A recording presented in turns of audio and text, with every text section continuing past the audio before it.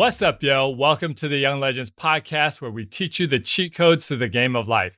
I'm your host, Caption, aka Caption Red, and I'm super excited about today's interview with life coach extraordinaire, Susan Brown. Susan, how are you doing today? I am excellent. Thanks for having me. Absolutely. All right, so I got to introduce you properly. So here we go. All right. A life coach bringing life hope. That's Susan Brown. Helped you get unchained and make change right now.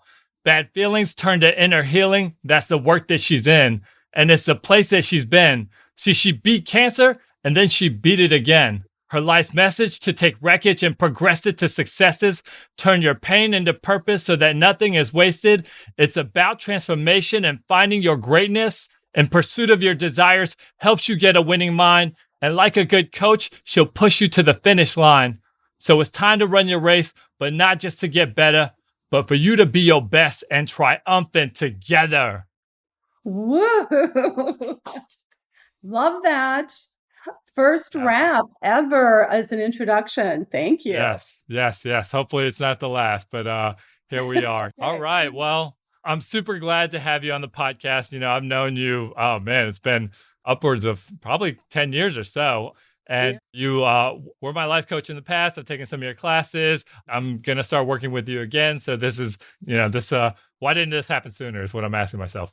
But I'm happy to have you now. And the way that I do my podcast is I always ask for a story, a fun, interesting, cool, whatever story you want to tell, just to get the ball rolling. Everybody likes a good story, even Ebenezer Scrooge, because he was in one. So what would you like to share with us today? Yeah, I'd love to share this story that happened to me when I was in 8th grade. So as I was going through the Rolodex, there's an old word there, right? Going through the memory banks of stories, this one just rose to the surface. And so I'm going to share this one. This story begins in 8th grade and ends in 8th grade. It's not going to be that long of a story. So in 8th grade, I was running for two positions at the same time. I was running for class president and I was running for head cheerleader. And I really wanted both positions, obviously, else otherwise I wouldn't have run for them. However, what I did was that I told all my friends to not vote for me, to vote for, to vote for my best friend who was running for both positions as well. And so you can probably predict where this story is going. And so I got neither position. I lost both positions, both elections. And I remember two things happening right after, well, other than feeling mixed feelings. So I'll put the feelings on hold for a second. But what I remember being said to me was one of the guys in my class came up and said, "Wow, how does it feel to be a double loser?" So that stung. And then the other thing was somebody else said, "Susan, I was going to vote for you, but you told us not to." And so, oh my gosh, that story has stuck with me. And it really took me a long time to process. And really, I probably didn't even understand the fullness of it, what was actually going on, what I was actually doing, and why I was doing that until much later, until when I started doing my own inner healing work, which is simply to take the wounds of the past, the emotional wounds of the past, and get resolution from them, get healing, get a new story, get emotionally free from those things that hurt, basically. And so once I started doing that kind of work, that was one of my stories that came up in terms of, what was I doing? And I certainly don't want to repeat that thing from the past, that you just keep repeating what's in your past until you learn the lessons from it. Sure. And so that was one of my stories and big lessons learned there. Right. And I don't want to go all psychoanalytical on you, but did you figure out why you did that? Because I could see why I would do something like that. And I could see my 8th grade self doing something like that. But if you care to share, and if not. Yeah. Oh, no, I don't mind at all. I think it's a great lesson for anybody maybe it's for you, maybe it's for you tonight. That self-sabotaging, right? So that was a definite act of self-sabotage. And the reason was, there were a couple, but the primary reason was that I was trying to control my disappointment. I did not want to be disappointed. Sure. And I did not want to be rejected. So there was those two things. And Brene Brown, who you're probably familiar with, most people are familiar with her work. She's a prolific author and does a lot in the areas of vulnerability and courage. has a book called Daring Greatly. But Mhm. one of the things that she has said in her research that disappointment is the feeling that people will avoid the most. They will do so much just to avoid not feeling disappointed. So for me, it also went with rejection. It's almost like I'll reject, and Mhm. I think we all play that out.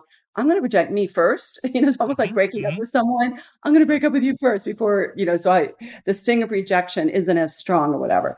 That's one of the things I was doing. Then was avoiding certain feelings of rejection and disappointment. And then also I had to look at where's my sense of worthiness in all of that? Did I not feel at some level that I was worthy of those positions?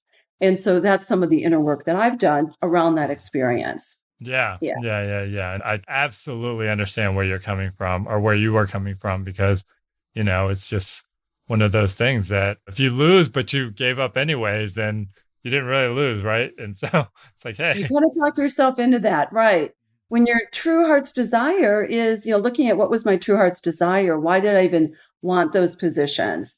And if they were to seek approval, wow, then I'm really afraid of not getting approval. And Mhm. so that's where that slippery slope starts, where then I basically sabotage myself. But one of the core desires was seeking approval and Sure. recognition, accomplishment, which all point to your sense of worth. Yeah, so it Right. was a good lesson for me Mhm. and Absolutely. realizing that, and also seeing how our desires, when they become twisted, like that had become a Mhm. twisted desire, which means you Mhm. either grasp at something really strongly and you'll Mhm. do things that are illegal, they're Mhm. unethical, they're immoral, they're unhealthy. So Mhm. addictions start that way, where you want something so badly that you kind of go off the rails and trying to get it, or it becomes so twisted that you avoid. So then it's like, oh, I really want love, but I'm so afraid of getting rejected that you just put your hands up. It's like this stop sign that you send out to the world and to others but that's the other. So it's either you're kind of grasping at things or you're putting your hands up going, oh, just stop. I'm afraid of not getting what I want. So I'm not even going to go for it, like you were just Sure. saying.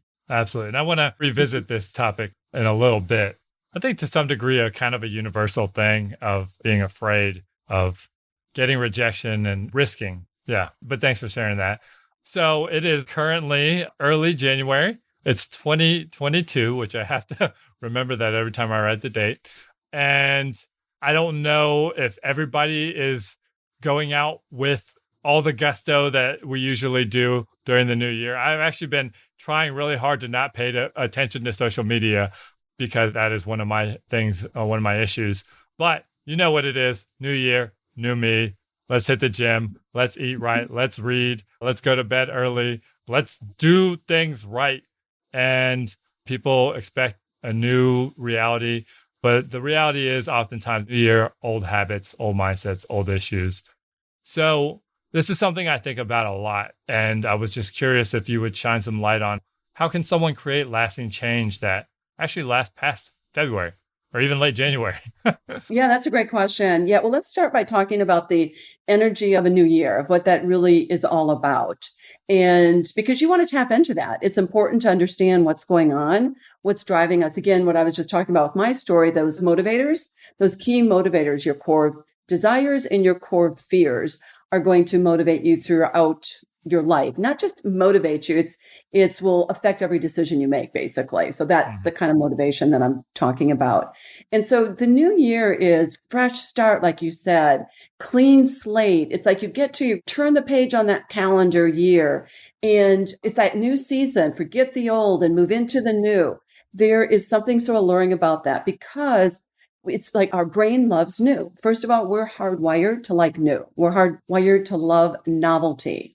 And so we're feeding our brain. It's like great chemicals that our brain really thrives on. So we want to honor that. We want to use that in a really healthy way. But that's a reality that we do like new. The other reality is that we do resist change. Not all change, but there is a resistance to change, especially if it triggers any sort of fear, any sort of moving us beyond our comfort zone. So other than thrill seekers who definitely love going outside of their comfort zone, but if we put them in a category of their own, let's go back to the majority of people, which is getting out of our comfort zone can be a showstopper, but it creates a sense of anxiety and it can put a bit of brakes on the new year, that energy around the new year. But we just know that they're both there and they're both to be acknowledged and looked at. And so what I like to do in capitalizing, helping people capitalize on that energy of a fresh start, perhaps erasing the old. I don't necessarily go so much into erasing the old, drudging up what happened that didn't work. If it happens organically, let's go there. But my energy with clients is typically focused on what do you really want to create in 2022? Mm-hmm. And so there's a couple of questions. I'm going to throw out a couple of coaching questions, not for you necessarily, Kim Young, to answer tonight, but for your listeners who may be taking notes or may want to explore some of these questions. They're going to help them really capitalize on the energy of a new year. And some of these questions are real simply starting with, what are my feelings about 2022? You've got some feelings of hopelessness, or skepticism or cynicism or disappointment because the year isn't starting out the way it's supposed to, right? The way you wanted it to start out. But you want to check in with your feelings because that's going to be your next step, which are, okay, here are my feelings. What are my thoughts? That's when we start really starting to make some headway, is when we're aware of what our thoughts are. Again, some thoughts are going to catapult you forward and some thoughts are going to put the brakes on for you for this year. Another question is, what do I really want in 2022? I'm going to give you a good strategy, a good exercise you can do to help cast that vision for 2022. But vision sometimes for many people, it's like, oh, something big. I've got to dream up and plan and it's really huge. Let's start a little bit more simpler. And that is basically, what do I really want? Just make a list. I would encourage people just to brainstorm, just off the top of your head, just start writing and don't even edit. Don't think about it. Just let that stuff come up, whether it's, I want a brand new, whatever, headphones, whatever. What do we really want in 2022? Just start going for it. What are my fears about 2022? Mm-hmm. We want to take a look at fears. And I think you said you want to talk about that perhaps later in the conversation. And then what can I control about my life? And what can I control about my life in 2022? Any of those 5 questions are going to help you get started on creating a life that you really love in 2022, and one day at a time. Yes, absolutely. I like that. And dreaming and asking yourself what you really want is something that I may not have done enough of in my life. I see the flaw in my thinking. Hindsight is 2020, of course. So when we talk about change, and I'll bring up social media again, because that's a thing that I understand that is hindering my progress. It is easy to seek out dopamine. It is easy to see what's going on with people, see how many likes and comments your stuff got. I'm pretty sure I'm not the only one on that. So for someone who's trying to kick a habit and really make a change, what advice would you have for them? And for me and everyone else who's trying to kick a habit? Yeah. So I would say that first, look at the language around kick the habit. I think for many people, that idea just sounds hard. It's like, oh, I've done it before. And that's where you may want to go, what am I thinking when I actually say the words kick the habit? Kim Young, you and I have worked together over the years, and you've done several of my courses, including the power of one word. And in that course, it's actually a workshop more than it is a course. But in that workshop, we really focus on the power of words, even one word. And I'll often tell people that they have an idea of what they want. So you have an idea that I want to not be on social media as much, and you're calling it kick the habit of social media, right? Mm-hmm. And what they do is they come up with a word. So you may even come up with a word like, what word would really represent? What is my heart's desire underneath that not being on social media? Like, what's really at play? And you may come up with the one word. It may be focus. It might be discipline. It might be freedom. But there may be that one word. Well, sometimes we have to look at the energy of that word. Like, do I love that word? Like, do I resonate with freedom or discipline? When I think about kicking the habit of social media, Which of those words? And what I'll tell people is that if the word doesn't excite you, if it doesn't launch you into what's possible, this is exciting for my life, as opposed to this is going to be hard, this is going to try, like discipline sounds hard to me. And again, I've had people love the word discipline and people really shy away from that word. So it's not the word itself necessarily. It's what we bring our own experiences and thoughts. So I'm using that example of how even just one word can change our attitude towards something, can give us the energy to be persistent, to persevere. And so I would say for you is kick the habit, a phrase that really excites you, that really stimulates you to take action. And if it's not, if it's sort of like a worn out thing, it just sounds hard, sounds like I'm going to have to struggle and strive. And I would say change your terminology. What is it that you really want? When we look at that habit of being on social media, what is it that you really want instead? What's the desire? Is it freedom? Do you feel like you're held captive by because it can be addicting, right? And so if it's like what lives on the other side of addiction is freedom. So I'm just kind of playing around when I'm coaching someone. These are the kind of questions that I would be answering for them, trying to give you some examples. And so then what we do is go, okay, what does that look like? Oh, freedom. What does freedom look like for you? Let's talk more about it. So we want to paint a picture. What would you be doing instead of being on social media? So we're no longer talking about kick the habit, right? We're talking about something that you are going to love doing, that's going to enhance your life, that's going to enrich your life, that's going to help you meet other heart's desires. Maybe instead of being on social media, you're actually calling people. You're actually getting whatever you get out of social media, dopamine hits or connection with people or approval, you're getting that in real time, perhaps with phone calls or coffee dates or something like that. But what we'd want to do is for each person, explore what you would be getting instead. What's motivating you? Do you have questions about that? Did I explain No, that? no, that's fantastic. And I do have back knowledge on your courses and stuff, so maybe I have more information than Mhm. listeners. But yeah, I mean, I think that you laid that out really well, and our language absolutely matters. That's one thing I've learned from you, just the importance of the words that you say and the words you say to yourself and the words you say about situations. I think that Yeah. was fantastic. So when someone is saying, okay, so here's what I want, instead of doing the habit of social media, let's look, or any habit, we're just using that as an example. So I want to do this in 2022. And maybe it's not even kicking a habit. Maybe it's starting a new habit, right? So what we want to look at is, and this is part of goal setting, right? Part of the vision casting, but really be clear about that second half, what's called the second half of the goal, which is what's going to happen as a result of that goal so that, and then I would have you list as many things that would happen as a result of you starting this new habit, this new behavior. Because once we start getting excited about all that stuff that's going to happen, then we really want to do whatever we're going to do, get out of the kind of the lethargy of doing what we've always done, break the habit, start new neural pathways, all of those things that need to happen. But you start looking at so that this is what's going to happen. You also want to look at, are there any conditions I'm putting around your new habit?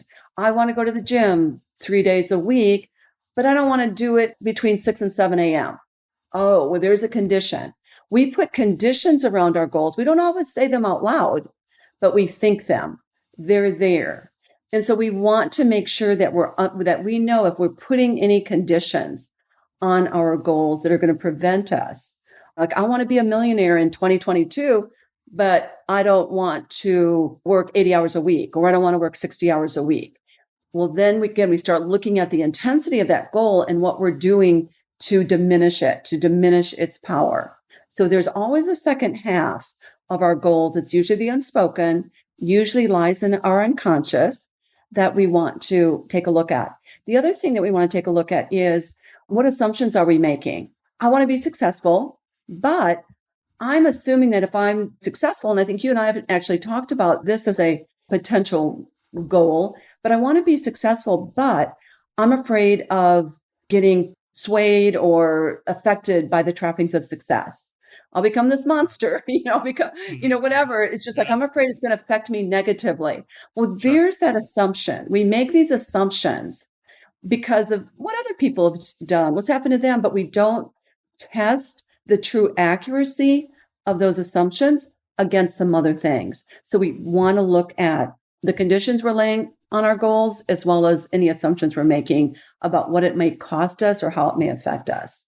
Yeah, absolutely. And so I feel like you're saying if you start putting conditions on your goal, then you don't want your goal enough or you're sabotaging yourself. Is it Yeah, both or? it's either one may be exposed. It's just look at the conditions because you may be sabotaging yourself in exactly what you said. And or you may discover that, yeah, I don't really want that goal that much.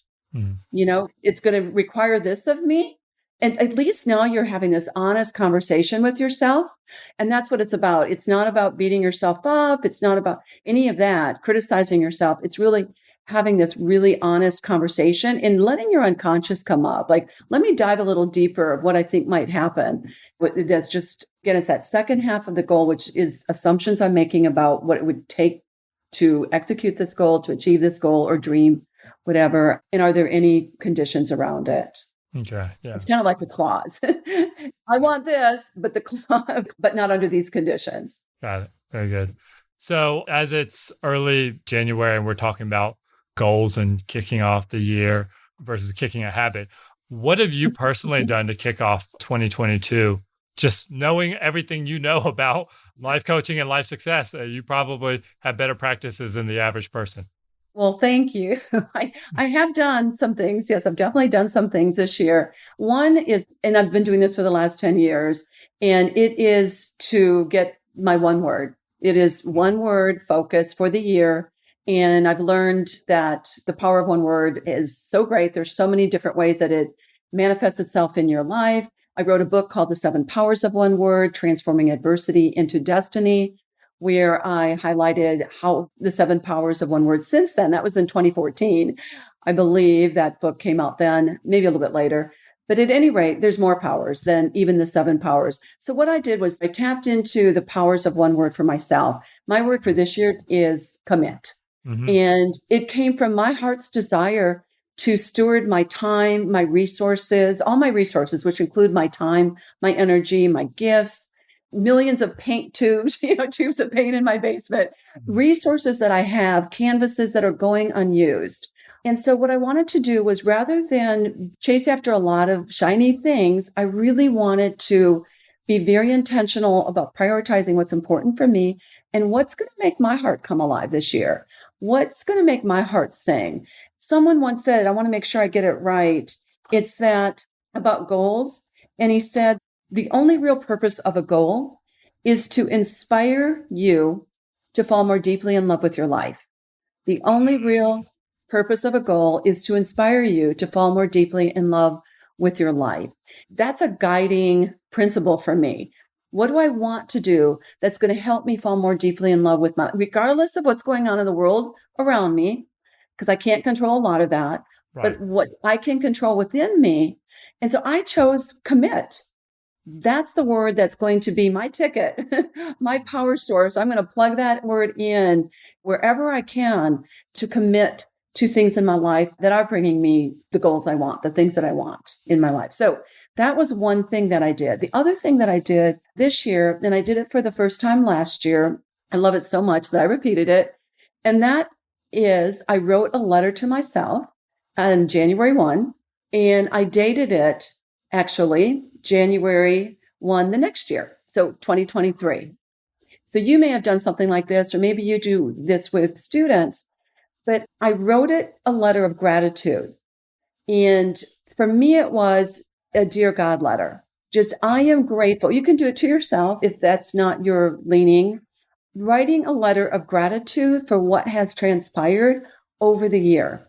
Mm-hmm. And so it was as if it's already happened. So I took some time in thought, in prayer, in meditation, in getting still and silent with myself. And again, what do I really want? Asking, what do I really want to happen in this year? And then I thanked myself, or God actually, for those things. And so I wrote a couple of things. Can I give you an example of Sure, some absolutely. of them? Yeah. So it helps, I know, sometimes to have examples. So I'm going to be really vulnerable and transparent because it's not just things that I want to have. It's not just things I want to do. And it's not just things I want to become. It's all three of those things. So I'm grateful for what I've become. I'm grateful for what I've done, and I'm grateful for what I have. So those are the three categories. And I'm not sure I hit all three categories in the examples I'm about to give you, but here they are. Dear God, I'm grateful because I no longer ask myself, what's missing in my life, in my relationships? That's been a driving question for me as a Enneagram 9, for those of you who know the Enneagram, and as a high 4 as well. That's the go-to question. What's missing? What could I do differently? Mm-hmm. What's wrong with me? And this is the year that I'm set free from that. Yahoo! Mm-hmm. I am grateful because I see that people really want to be with me, that my presence matters. Again, that's been a journey of self growth for me. And the Enneagram 9, one of their core beliefs is that their presence doesn't matter. And so breaking free from that. And my last example is I am grateful because I persistently pursued creating art that inspires and brings healing to others. So that's you may call it casting a vision, but I did it under this gratitude letter of acting as if it's already happened for things that would inspire me. But at the end of this year, I'd be so grateful these things happened. Right. Thank you for sharing that. That's all beautiful stuff.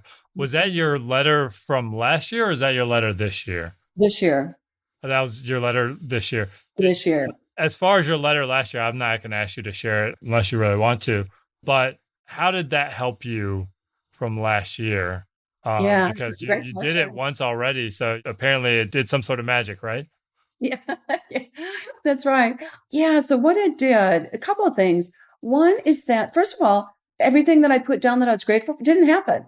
So I want to be really clear about that it Okay. wasn't that type of experience where because I wrote it and because I'm great that. So with that said, I want to be real clear about that. However, the cool thing was that, wow, I would say 50 to 60% of the things did happen. So that was really cool. What I looked at then was the things that I didn't feel happen maybe at the level that I'd like them to happen. Again, did or didn't happen. Sometimes it's not so black and white. There may be degrees to which something happened or that I Sure. got something. If I wanted to be a millionaire, but I'm only 3/4 of the way, still good, but whatever. But so, kind of looking at the level at which something happened. But I did look at, do I want to carry anything forward into this year? Or was that sort of last year's thing? So it gave me a chance to reevaluate where my heart was last year, what my goals were, what my dreams were, and then see what I want to bring forward. So that was a really good learning just in itself to do that. Here's what happens, Kim Young, when you're like, sort of like the magic happens, is that, and this is how one word works as well, but it's you activate your part of your brain, a brain function that is in the prefrontal cortex of your brain, which is the front, and it's the reticular activating Mm-hmm. system, Right. right? And so that is so helpful to us because we have billions of stimuli every day, and we simply cannot attend to all of them. And so the RAS, let me just call it the RAS, helps you filter out the stimuli. Now, how does it decide what to filter out? That's based on things like what I just shared, what I'm focusing on. We know that whatever you focus upon expands. So it's what I've decided to focus upon. It's all my values will determine what I focus upon. My wounds, my fears will determine what I focus upon. So if Mm-hmm. I'm afraid of, let's say, spiders, I'm probably going to notice, and it's a really big fear, I'll probably notice more spiders than the normal person. Mm-hmm. If I'm really in love with, let me just think, I don't know, certain kinds of flowers or certain colors of flowers, I will start noticing. That's just simply a filtering system so it's based on our priorities, based on our fears, based on our desires, but we activate it. What we were taught to pay attention to, that also comes up if you hear the voice of a parent that always told you to pay attention to something in your life. So those are the kind of things that help determine what you do filter. But having something written like that helps you focus. And then again, Absolutely. what you focus upon expands. I can't say that enough. Yeah, absolutely. Very cool. Now I have to do it. I do have a question about the one word though. Let's say a couple of words popped in my head as you were talking. Let's say, and I'm not saying that it is because I haven't gone through the exercise. Let's say one of the words that popped in my head was adventure. Is that a bad word to roll with? Because I mean, I am tapping into my heart's desire.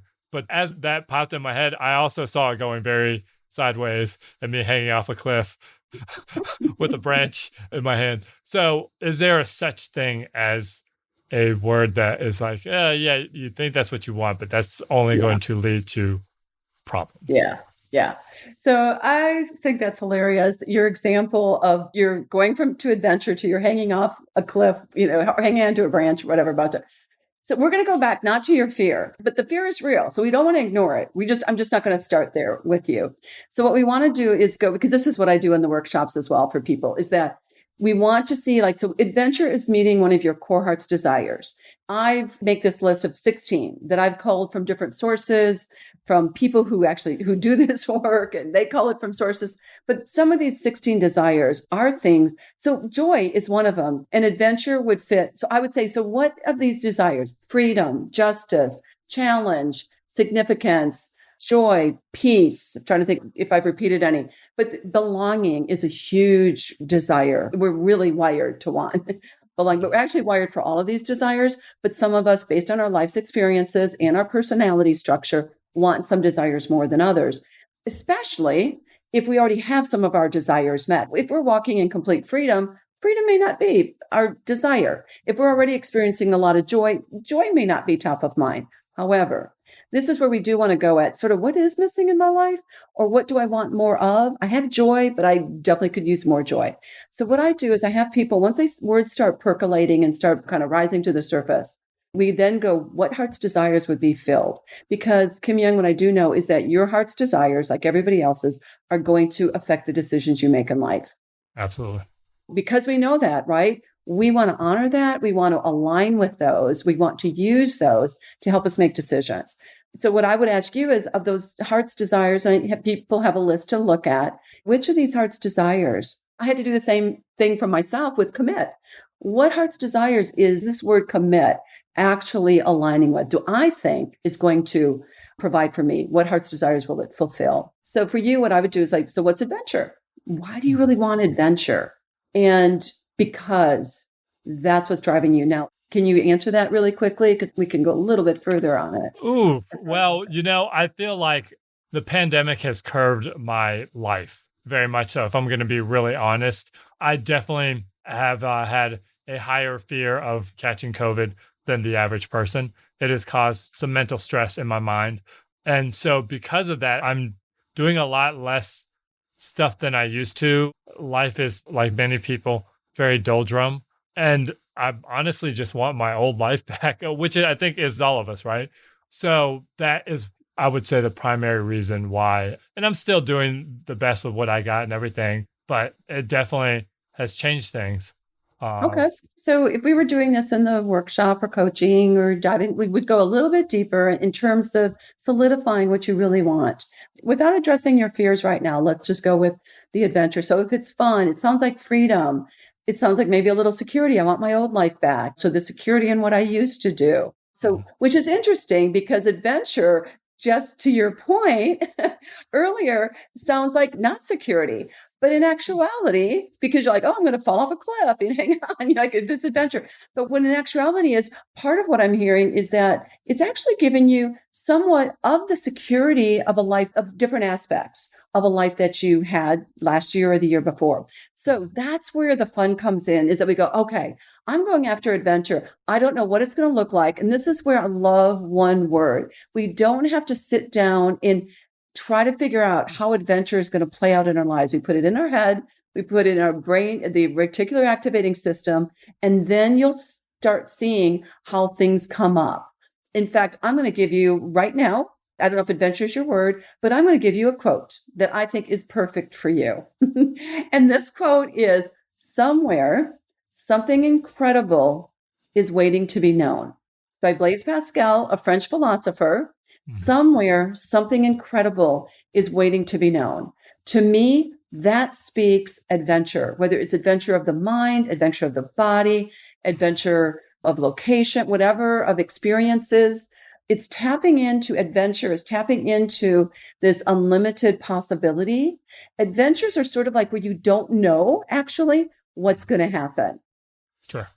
That's kind of the fun of adventure, right? Mm-hmm. as opposed to where for people who are like, I need certainty, I need security. So venture may not, fit that desire for them or that need for them. So just with you speaking the word adventure, you now have a potentially quote that could guide your life this year. Mhm. Sure. But that's how it happens. So the other thing that you can do, I just stumbled upon this idea this year, which I did do this, and I want to share it because of this power of once you start focusing on something, how it happens. So someone sent me an idea for starting in the new year, which was choose a song, be really intentional about the first song that you're going to listen to in 2022, and that those lyrics are going to guide you. That it's going to be something you can really plug into. And I'm like, oh, I love that intentionality. I love music. I love that whole concept. And Mhm. so I paused, I thought about it, and immediately an old song popped up. I trusted it. Like something like that just comes up, I'm going to trust that. And it was from a Broadway production musical called Rent, which is, I mean, Mhm. it's Sure. Yeah. it's still around, right? But I saw it on Broadway when with the original cast. Mhm. So I go back a ways with that production. The song that came up was called Seasons of Love. And I'm not going to read the entire lyrics for it, which I love the lyrics, but it basically says, how do you measure a life? And it's done in 525,600 minutes. That's how many minutes are in a year. 525,600 minutes. The song goes on to say, well, how do you measure it? How do you measure your life in minutes? And it goes daylights and sunsets and cups of coffee. If you're familiar with the song, or anyone will know these lyrics, and inches and miles. But then the key verse is you measure it in love. Mm. You measure it in love. And seasons of love. And that's where the season of love. Okay. So I choose my song. I listen to it. I'm crying because it's just definitely touching my heart. I go shopping. It's on my counter over across the room, else I would hold it up. But it's a white bowl and it says, measure your life in love. Mm. That's great. Measure your life in love. And like those kind of what I call guidance incidences happen because you put out there that you have this desire, a good, pure heart's desire that wants to be filled. And so, again, the fact that really the lyrics are now on a bowl, that it was a confirmation for me in the word. So I would say for you, venture is your word to start looking for confirmations so you can do that. Choose your one word, choose a song that really motivates you, Yeah. that Absolutely. inspires you and gives you a because again, we're talking about the newness of 2022, the fresh start. What do I want to focus upon in 2022? And Mhm. songs can help you do that too. Yeah. Absolutely. And I have a couple songs in mind, actually, as you say Mm. that. So very good. So as we talk about desires and just the running theme that keeps coming up is just go for what you really want. All right. And so I think all of us really want just more joy and positivity is Mm. the word. So, what are some strategies that anyone can use to generate more positivity in their own life? Yeah, there's a lot of things. And so I'm going to give you the like maybe top one or two things that Mhm. maybe aren't normal things that people have already heard. So I'm going to let's see if we can go off, maybe go a little bit kind of unique, I guess, or just something a little bit different that you haven't heard before. And this comes from my background in what I believe in strongly, which is the power of questions. So ask yourself good questions. The questions you ask yourself determine the direction of your life. I'm going to say that again. The Mhm. questions you ask yourself determine the direction of your life. And our brain loves questions. We have this search function in our brain. It has a name too, the presupposition factor, Mm. that it loves questions. If we ask ourselves questions like, why am I miserable? Your brain is going to jump in there, as will your ego, that part of you that wants to be right. And it will search out all the reasons why you're miserable. And Mhm. there you are, you're stuck being miserable. If you ask yourself a question like, why am I so content? Your brain is now going to search for why am I content? And then just go deeper. I encourage people, why else? They may go like, oh, one or two things, but then they may want to go back to all the reasons why they're not content. Well, let's go back to the good question. Why am I so content? Tell me more. So what we know is that the way the brain works, and these are great journaling exercises, by the way, is that you'll sort of get out the top stuff of your brain, the things you sort of think of on your own. And then as you sit with it and you keep journaling and just letting your hand flow across the page, other stuff starts coming up, deeper stuff. When I do this kind of exercise with people, that's when often the emotion starts to surface as well, because we start getting into the heart. The heart is now speaking, not the brain, not the mind, like all that. Oh, I'm content because I'm alive right now. I'm content because I'm not in prison. I'm content because, well, I am in prison. I'm not over there, whatever that is. But Right. you start, right? Just sort of that kind of busy stuff right away, like easy stuff, right? Kind of like the easy pickings on the tree, that low hanging fruit. But then when we start really stay with it, persist with it, you'll get to that deeper level of your heart. And that's where you go, okay, so ask a good question. So if it's, why am I content? Why am I excited about 2022? I think that's a great question to ask, to be Yes. honest. Yes. Absolutely. Right? Mm. And you're maybe like, okay, first thing may be Debbie Downer might go, well, I can't be because this is happening, and all that stuff, right? I can't be. Well, let's go back to what we can control and what we can't control. And we know that we can control our minds. We know that we can have a thought and we have feelings, but we can always decide what happens right after we acknowledge them. Oh, there's that feeling and there's that thought. And so what we want to do is, okay, I'm going to meet with some resistance. See, I think what most people don't realize is that when we bring something into the light, we acknowledge the resistance, we disempower it. It's when we keep trying to suppress it that its kind of wreaks havoc in the background, in our subconscious. And so if we go, okay, you know what? Me asking a question like, well, I'm so excited in 2022, acknowledge that you're going to have resistance. So that same advice goes for your one word. What I'll tell people is that as soon as you walk out the door of this workshop, walk out of the room, you're going to get some resistance to your one word, like to kind of come against it. Like, do you really want joy? You just got this phone call from your son and it's stealing your joy. So there'll be things that come against it. And once we know that that's going to happen, because what we want is always going to show us what lives on the other side of what we want. There's always a contrast. Sure. And the contrast is always there to show us what we want. So you use that example with your 2021, how 2021 transpired for you to show you what you really do want in 2022. And now we're in good territory when we start moving into what do I really want, as opposed to what am I trying to avoid. But what we do want to go is, hey, but I'm just going to acknowledge that I'm having resistance, that I am trying to avoid these things, because the awareness alone disempowers it. Empowers it or disempowers it? Disempowers it. The The awareness. awareness alone, yes. Okay. Yeah. Debbie Ford, a self-help guru, a transformational expert, said that what we resist persists. That famous, I think it's a pretty well-known quote, but that came from her. What we resist persists.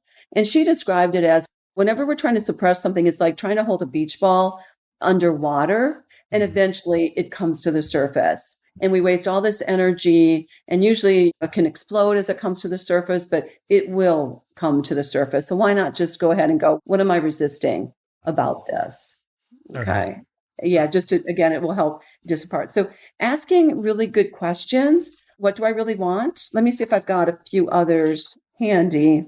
Switch from good questions, unless you have a question about what are good questions. They can be, again, the way I phrased them, why? Why do I so easily? And then fill in your blank. Why do I so easily experience joy? Why do I so easily express myself? Whatever you're struggling with or whatever your goal is, a desired outcome, put it at the end of that question. Why do I so easily?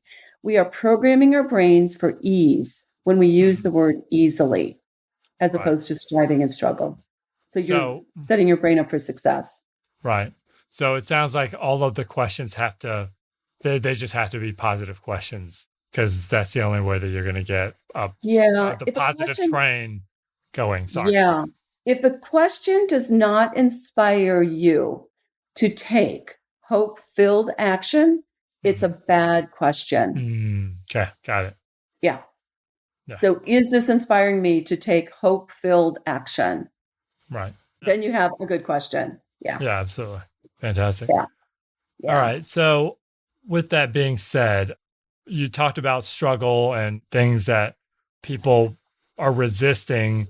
And some people are resisting things because it's real what they're going through. So, Mhm. in the past 2 years, my heart has just gone out to healthcare workers. I think that Mhm. they are the real MVPs of this entire pandemic. The gas pedal has not eased up on them. They are many. I've spoken to some nurses and they told me they're going through PTSD because of the barrage of patients and overflow and just nonstop, just crisis that they are dealing with. Right. So, for someone who's in that situation, what would you say to them? Because that's rough, and they've had a tough 2 years, and the upcoming year doesn't look that bright, honestly. Hopefully, Mhm. it becomes brighter, but we're paying attention and seeing how things have been going. Yeah. So there's a couple of things there that are at play here. So there's no one size answer, no perfect answer fits all. So let me give a couple of things because again, not knowing how someone's brain is functioning, how their body is functioning, I mean, all that has to be taken into consideration, of course, Mhm. in this situation. So let me just back up a little bit. So what we're not doing is we're not acting as if something isn't true, right? We're actually acknowledging that this Mhm. is a situation, that these are conditions. What we want to be careful of is that the story we're telling about that, we don't want to catastrophize it if it's not to be catastrophized. Like every healthcare worker, I mean, it could be 70%, but that's not every. And so we just don't want to catastrophize something. So Mhm. be careful of the story, the narrative that we're telling about something. We also want to be careful that we realize that something is temporary, not permanent. When we get into that lane of something is permanent, it'll never change, whatever that is, whether it's relationship, something about yourself, that does not catalyze change. Because the conversation here was how can we sustain change? How can we make change and sustain change? And so that kind of narrative, that kind of storytelling where we think of something as permanent. The other area that we want to look at is called pervasive.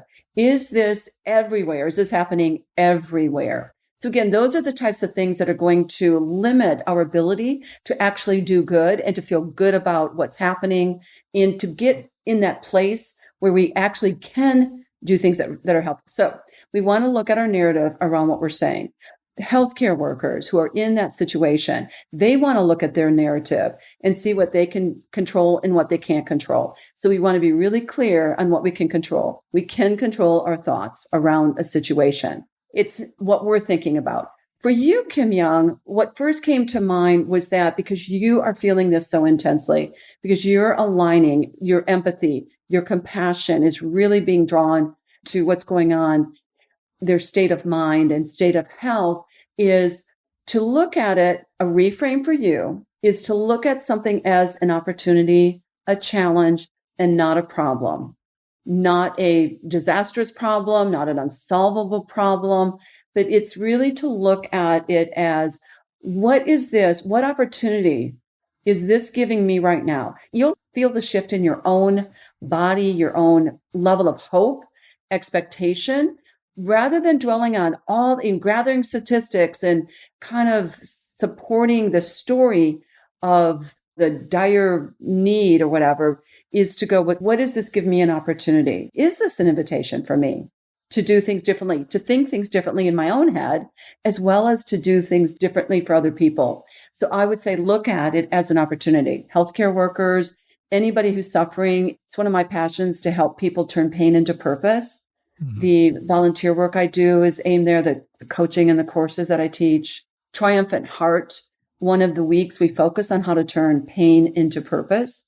So that's a passion of mine as well. But there are definite ways to take pain that people are experiencing and help to not necessarily turn it into purpose immediately. That's not always possible, but learn how to manage suffering. That's a good thought. So, as you talk about opportunity, I'm a little murky on what you're saying. Are you saying that there's an opportunity for me? Is there an opportunity for healthcare workers? Where's the opportunity lie? I had a couple thoughts for myself as you said it, but I wasn't sure on what you meant by that. Yeah, great question. It's for both. The opportunity exists for both. So the person who's suffering, the person who's experiencing pain and wants to mitigate that pain, wants to lessen the pain, one of the things, not the only thing, one of the things that they can ask themselves is what's the opportunity within this? There is pain. So what's the growth? It's a growth opportunity. People often don't want to ask that question right away, Kim Young, especially when you're in deep pain to go, oh, how can I turn this into a lesson? That's Mhm. not often the first question that people are going to ask themselves, but it's definitely an opportunity. So depending on the level of pain, depending on the level of overwhelm, someone in PTSD, you want to factor all those things. But there is that question though, within this, what's the meaning? Because we do know that when we can Right. find meaning in pain, in purpose in our pain, that helps transform or transmute the pain and the suffering. So for someone in the pain, for someone like you who is experiencing kind of empathically the pain of another person, you may be looking rather than dwelling in the pain, thinking about the pain, replaying the stories about how like terrible this is. And again, all that is coming from this beautiful place of empathy. However, you're making yourself miserable, more miserable by thinking about their pain. And it's sometimes people sense or feel as if I don't think about someone's pain, somehow it makes me cold hearted. I don't care enough about someone, which isn't the truth. That's an assumption that's being made that doesn't bear out. And so, what you want to do is just rather than recycling your own thoughts that are making you more miserable and suffer, is to say, what opportunity is in their pain for me? Is there a learning opportunity for me? Is there a giving opportunity for me? Is Sure. this inviting me into something, a new adventure, to use your one Sure. word, but is this an invitation for me to do something? So again, you're changing your dynamic, your relationship with what was creating pain. Mhm. Yeah, Okay. It's absolutely. an easier way to change. Again, yeah, I just want to go back to the original premise of our and focus of our conversation was it's 2022 and how can we build and sustain change? Absolutely. I need to shoot off a couple emails to a couple hospitals, and I'll let you know how that Mm, goes. please. Oh, Um, I'd love to. yeah, Yes. yeah. So we're coming up on time. Is there any just kind of final thoughts that you want to leave the people with where you're just like, well, bits of wisdom, something that you would like to share with the whole world, whatever that may be? Um, I'm just leaving this wide open for you because maybe there's questions I should have asked that I didn't. So now Yeah. you have the floor to answer Okay. the question that you Oh, thank wanted. you. Well, I'll Mm, keep this sweet and simple. And there's two things. There's one's a practice that I absolutely fell in love with, and it came from one of my one words one year. And the one word was awe, AWE, like awe and mhm, wonder, sense of awe. mhm, That was my word. So I am going to encourage all your listeners to develop a daily practice of being in awe. It puts your brain in a state where you are more receptive to the inner wisdom. If you tap into the power of God, listening to God, yourself, but it helps you tap into greater wisdom. It puts chemicals in your brain that make mhm, your brain mhm. feel good. It Sure. relaxes you. It's showing that people are healthier, actually. It boosts your immune system by Mhm, being in a state of awe. Now, I'm talking about just doing it for a moment, like waking up every morning and going, where am I going to see awe today? Well, why mhm, do I easily see awe, right? Let's go back to that question. Why do I easily see awe?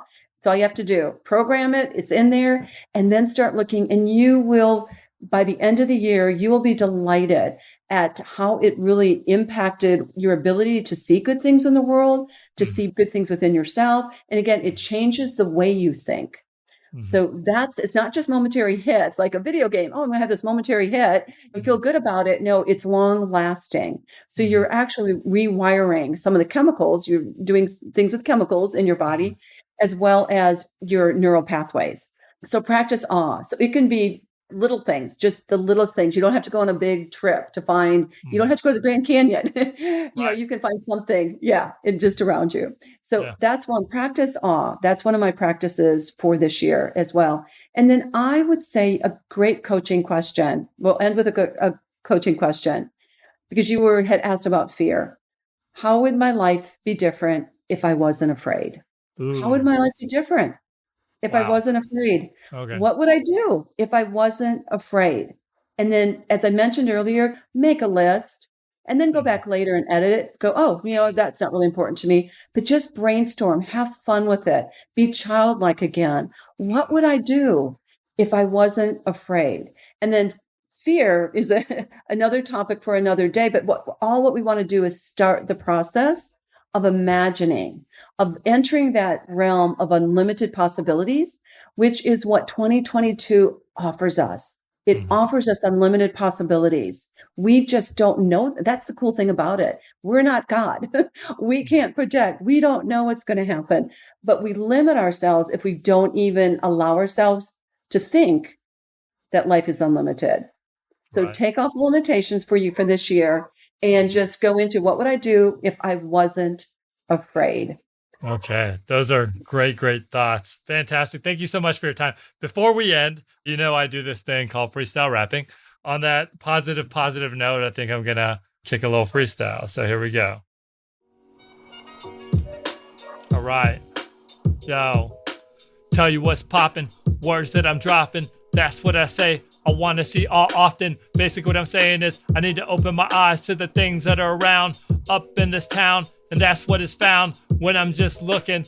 It is a one word, something that I serve to myself so I can have a better future. Move the thing all the time. I'm talking about Susan. She is just using her mind to open yours. And yo, for sure, I'm talking about this. Go on tour, see the things around you, and you might just find something right there that'll blow your mind. And that's what I'm saying. I just gotta say cheers to going away from all of my fears. So basically what I'm saying is I'm unlimited and so are you.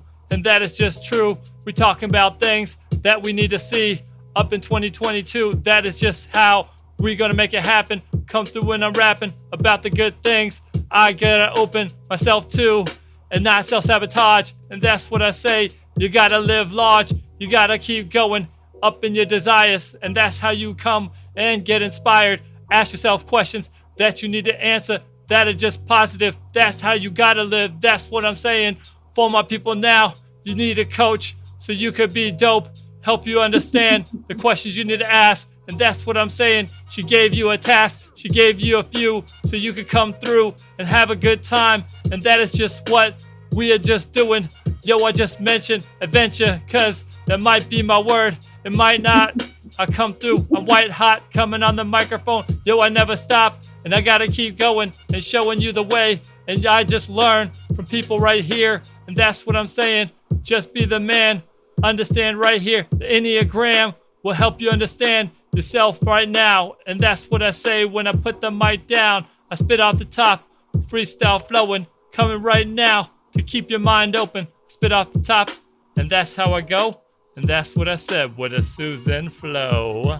I love it. Oh my gosh, that was excellent. Oh, I love it. Thank you. Thank you. Oh, what a treat. What a treat. Yeah. Okay, so thank you. I'm glad that made you happy. That's my only aim. Susan, how can the people connect with you online, snail mail? No, I'm just kidding. Yeah. How can people connect with you through the interwebs? Yeah. So triumphanttogether.com is my website. Triumphant_together is my Instagram. I'm rarely on Facebook, but it's Triumphant Together. I'll be real honest. Yeah, no, that's so great. I would those are the best ways to reach me. Keep it simple. Yeah. Yeah, absolutely. And we'll keep your death metal band a secret just between you and me and the listeners. Yeah. So, well, fantastic. Thank you so much for your time. Thank you for all the help you've given me throughout the years. Yes. And yeah, absolutely. I'm just happy to put this out to the rest of the world and let them learn from all your wisdom. So we'll just want to speak adventure over you, Kim Young. Here's to your next adventure, the next interview, whatever that looks like. But life's an adventure, so go for it. Have fun with it. Absolutely. Thank you for having me again. I really, really appreciate it. It's been a blast. Absolutely. My pleasure. All right. Have a great night. Thank you. You too. All right. So that's the episode. I hope you enjoyed it. I hope you learned a lot from it. And I hope you put what you learned into practice. If you enjoyed this episode, don't forget to hit the follow button so you don't miss future episodes. And also, if you would please rate and review this podcast, that would be super helpful in getting the word out about it. All right, so that's all I got for now. Until next time, peace.